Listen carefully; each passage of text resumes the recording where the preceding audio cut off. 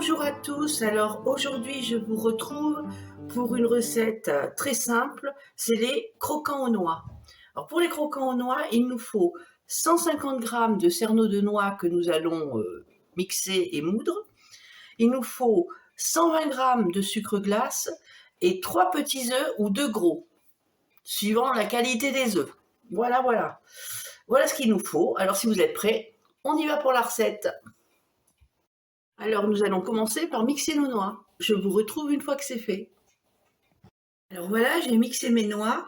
Maintenant, je vais les mélanger avec notre sucre glace. Je prends un autre récipient. Je mets mes noix à l'intérieur.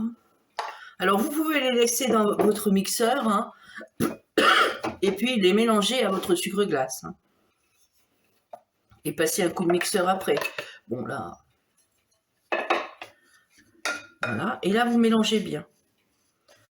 Nous allons mettre cette préparation de côté et maintenant nous allons séparer les jaunes des blancs. Alors voilà, nous allons casser nos œufs et séparer tranquillement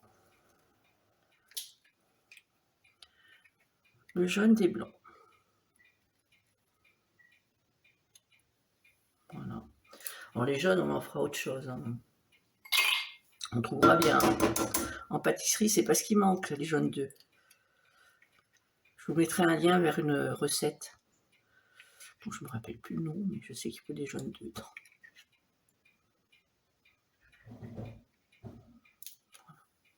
Hop. On va rire, je vais mettre une main ici.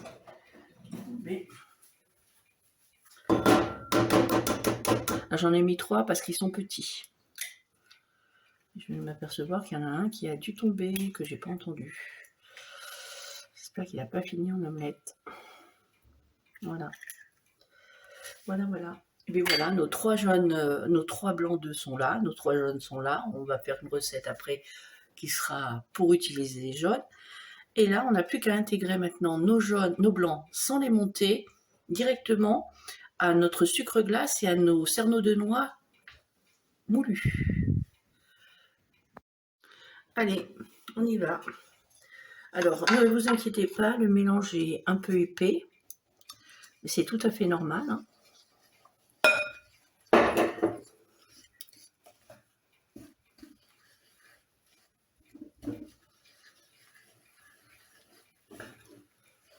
Il ne peut pas en être autrement. Hein. Ma manche qui pend.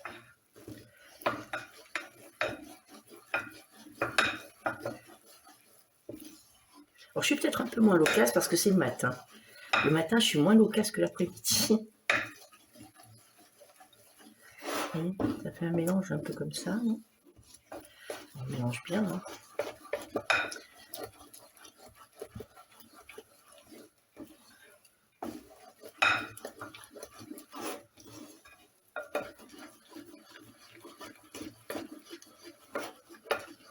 Voilà. Et voilà, on n'a plus qu'à faire nos petits biscuits. Alors voilà, j'ai installé ma plaque avec mon papier sulfurisé. Et maintenant, je vais aller chercher mon... Comment on appelle ça ? Ma poche à douille, voilà, pour aller faire mes petits... On peut appeler ça des macarons rustiques. Ils appellent ça aussi des macarons... Moi, j'appelle ça des croquants, mais eux appellent ça des macarons rustiques. Et je viens mettre mes petits macarons là. Je fais comme ça.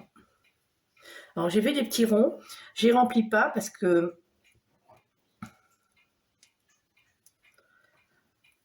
je voudrais pas que ça s'étale trop.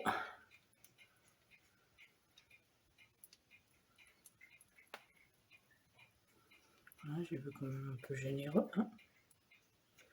Petit macaron. J'espère que vous voyez. Je verrai ça tout à l'heure moi-même. Alors vous pouvez faire des petits ronds ou pas de petits ronds, enfin comme vous voulez. Tout.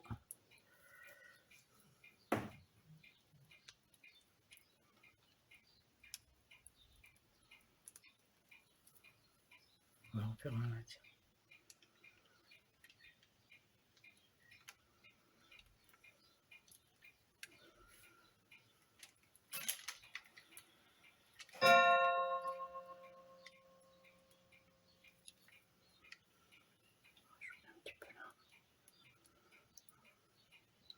Moi, j'aime bien quand les petits gâteaux sont généreux.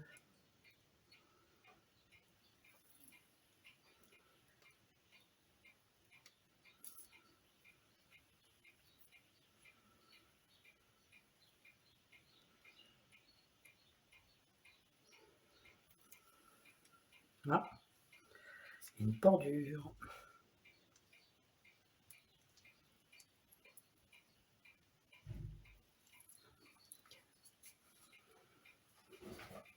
J'ai peur qu'ils se touchent les deux là, vous voyez.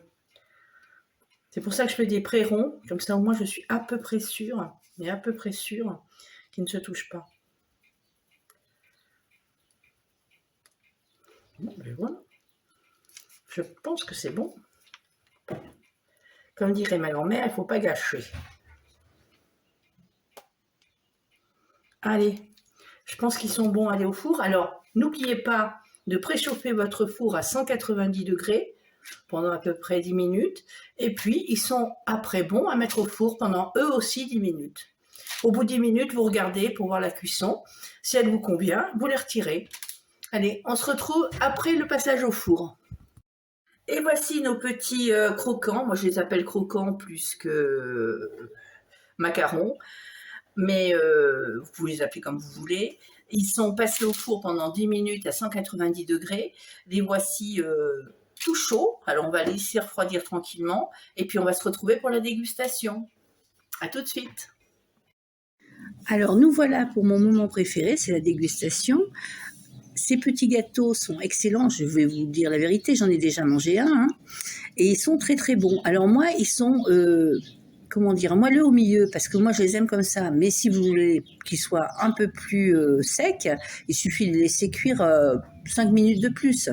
Mais moi je les aime quand il y a un petit peu de douceur au milieu, voilà.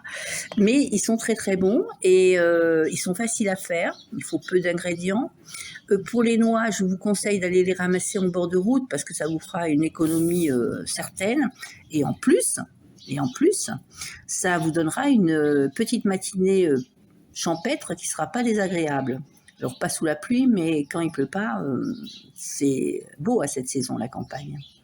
Voilà, alors je vais profiter pour boire un petit tilleul fait maison. Je vous montrerai quelques photos de ma récolte. Et puis, je vous dis bonne semaine. Surtout, n'hésitez pas à partager, à liker et puis à papoter avec nous parce qu'on adore ça. Et puis, on vous dit, tenez-vous fort.